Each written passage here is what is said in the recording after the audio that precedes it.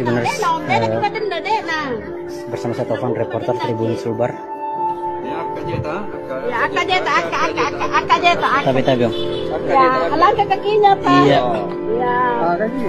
Ma, hitam kantoran we.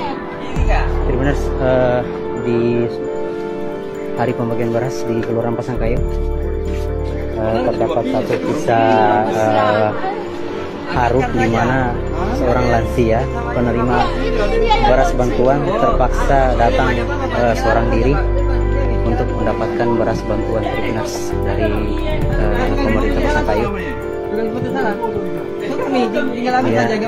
Kesulitan, cukup kesulitan untuk mendapatkan beras bantuan.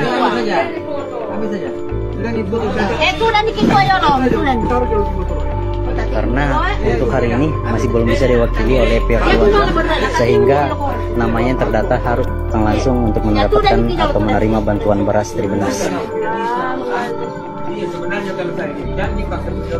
Iya, mestinya Nanti diantar.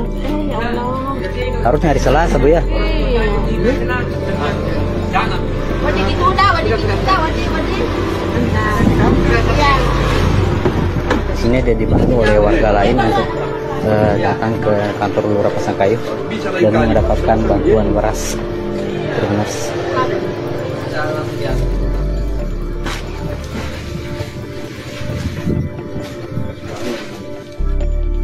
Dia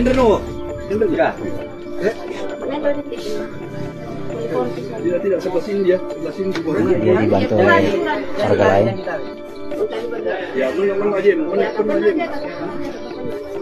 dan dibantu oleh aparat dari TNI untuk ke motor dan kembali membawa pulang beras bantuannya. Tadi sudah sempat didata di dalam kantor lurah untuk mendapatkan beras bantuan ini.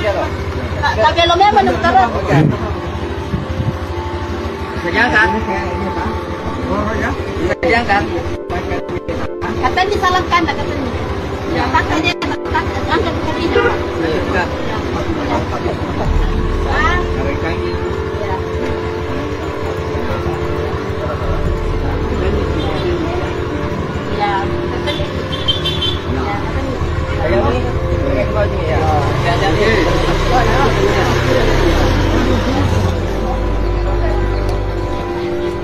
Nah, seperti ini untuk